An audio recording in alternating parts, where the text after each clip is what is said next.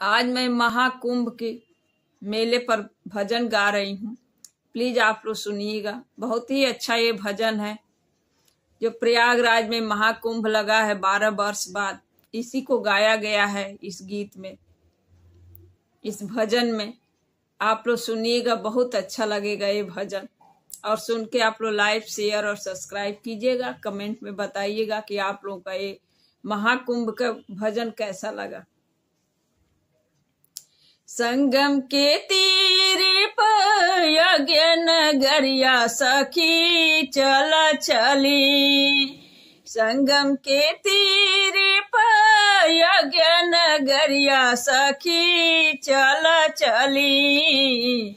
लागल बा महाकुंभ के मेलाए सखी चल देखे चली। लागल बा महाकुंभ के मेलाए सखी देखे चल चली। संगम के तीरे पर यज्ञ नगरिया सखी चल चली। संगम के तीरे पर यज्ञ नगरिया सखी चल चली। लागल बा महाकुंभ के मेलाए सखी चल देखे चली। लागल बा महाकुंभ के मेलाए सखी चल देखे चली। लागल बा महाकुंभ के मेलाए सखी चल देखे चली। 12 साल बाद लागल बा महाकुंभ मेला। साधु संत लगावत बाड़े जहाँ डेरा। 12 साल बाद लागल बा महाकुंभ मेला। साधु संत लगावत बाड़े जहाँ डेरा। धन होई जीवन जहाँ काके नहान चला दर्शन करी। धन होई जीवन जहाँ काके नहान चला दर्शन करी। लागल बा महाकुंभ मेलाए सखी चला दर्शन करी। लागल बा महाकुंभ मेलाए सखी चला दर्शन करी।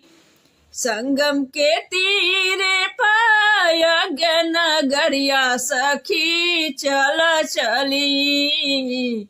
लागल बा महाकुंभ मेलाए सखी चला देखे चली। लागल बा महाकुंभ मेलाए सखी चला देखे चली। संगम महाकुंभ के योग महान है। नीचे धरती ऊपर अंबर के रहस्यमय ज्ञान है। संगम महाकुंभ का योग ये महान है। नीचे धरती ऊपर अंबर रहस्यमय ज्ञान है। संगम महाकुंभ का योग महान है। संगम महाकुंभ का योग महान है। रहे विराजे जहाँ लेटे हनुमान मेरे बजरंग बली। रहे विराज जहाँ लेटे हनुमान मेरे बजरंग बली। लागल बा महाकुंभ के मेलाए सखी चल देखे चली। लागल बा महाकुंभ के मेलाए सखी चल देखे चली। संगम के तीरे यज्ञ नगरिया सखी चल चली। संगम के तीरे पर यज्ञ नगरिया सखी चल चली। लागल बा महाकुंभ के मेलाए सखी चला देखे चली। लागल बा महाकुंभ के मेला ए सखी चला देखे चली। पग पग पावन धरते कण कण में भगवान यहाँ।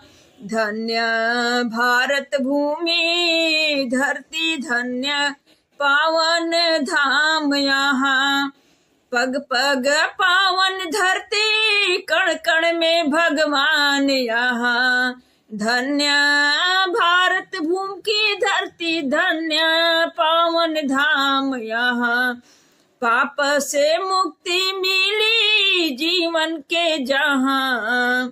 सगरो संकट काटी ये भगवान यहाँ। लागल बा महाकुंभ के मेला ये सखी चला देखे चली।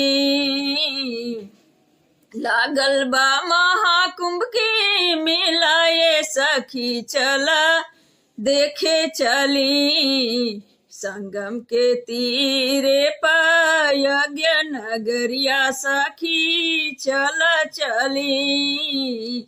संगम के तीरे पर यज्ञ नगरिया सखी चला चली। लागल बा महाकुंभ के मेला ये सखी चला देखे चली। संगम के तीरे पर यज्ञ नगरिया सखी चला चली। संगम के तीरे पर यज्ञ नगरिया चला देखे चली।